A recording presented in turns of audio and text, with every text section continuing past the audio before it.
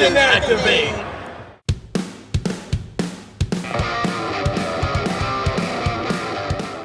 All right, we are here at Power Morphicon 2024. This is a man who needs no introduction, but for those who don't know, can you please introduce yourself, Jordan? I am Jordan, the creator, writer, director, editor, actor in Power Rangers Unworthy, and I'm here at Power Morphicon for Unworthy Productions.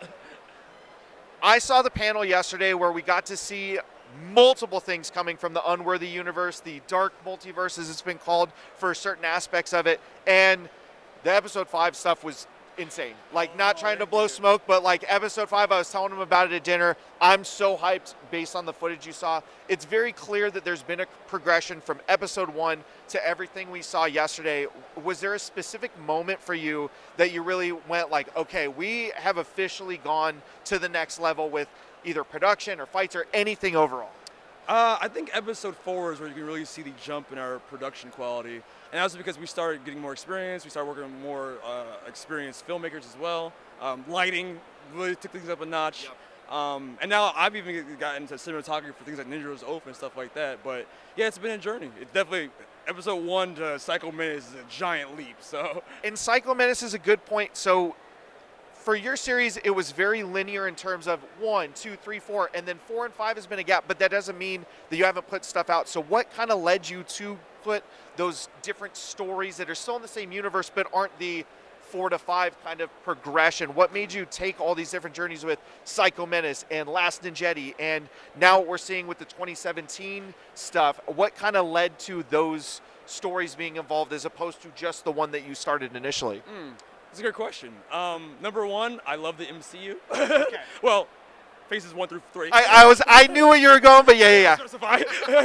I think what the strength of those original 3 phases was that they were just separate pieces that all led to one conclusion.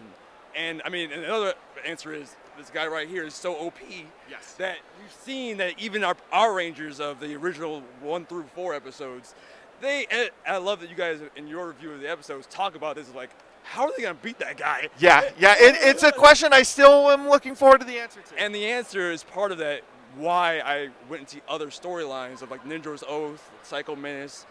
We're introducing characters that are kind of becoming the Infinity War Avengers that are going to be appearing in episode 5.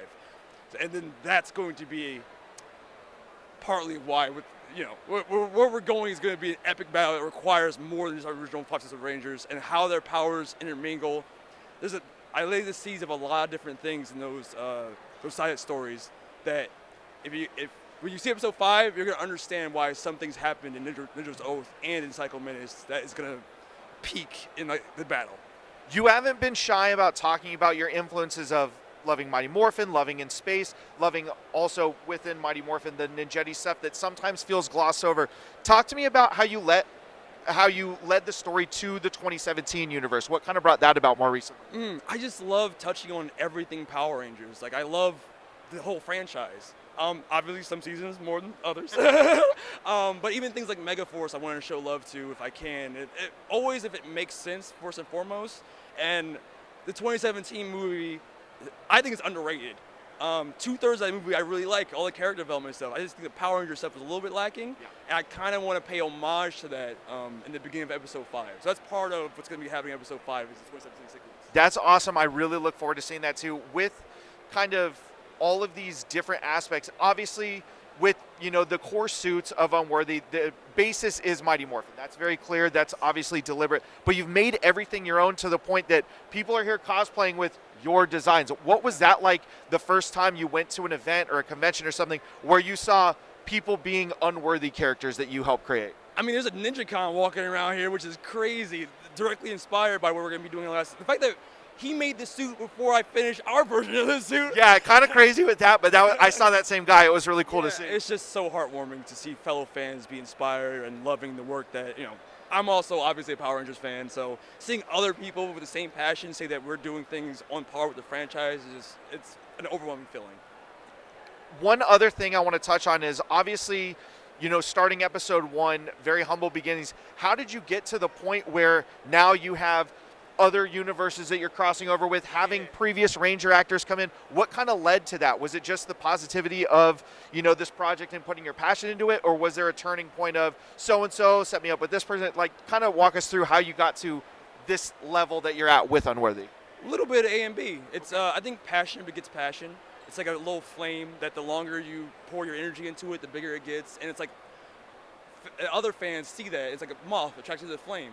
And it's been blessed to know people like Colin, like DJ, and they're so cool that they're willing to collaborate and help build our little multiverse together. So yeah. One thing with this specific PMC, and I apologize, I forget, is this your first PMC or you've been to once prior? Our first one was 2018 when we won the fan film contest for episode 1. Yeah. Gotcha. Unfortunately, we hadn't watched it then. Glad we caught up the way we did. I am too. Yes, thank you. This year, there's no new Power Rangers series announced. And from the fan perspective, it's very clear that this is the Power Morphicon of the fan series.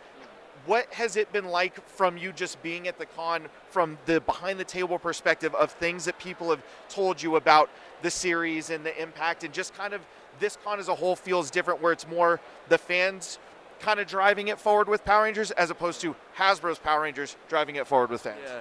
I mean, the feeling in the community that I've seen is like everyone feels like we're kind of in limbo with the main franchise. But this con in particular, since people, obviously in the first con we were at, it was before episode 1 even premiered. But now that 6 years later, we have like a whole portfolio of different episodes. People have been coming to the booth is telling us that either we've inspired them to do their own thing, or it maybe inspired them to a certain element, but they do like writing or VFX or any of their crafts individually, or just that they think that our series, if not on par with Power Rangers, some people say it's better, and I was like, oh, don't say that. I don't want to hear that. Hey, different strokes, but I can see the argument for sure. Oh, thank you. But it's just been an amazing experience of seeing how we've touched other people in the community, and stuff like that makes me feel like Ranger Nation is a real thing. We are like one big Ranger family, regardless of what season you started with, Speaking of different seasons, outside of your own series and the multiple Red Rangers within it, who would you say is your favorite Red Ranger overall? If I don't say my main guy, Eric. He's excluded. That's why we're not playing favorites with it. Okay.